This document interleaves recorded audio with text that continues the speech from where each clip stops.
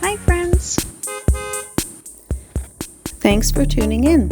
If you like this video, please give it a like, comment below, and take a moment to subscribe to our channel.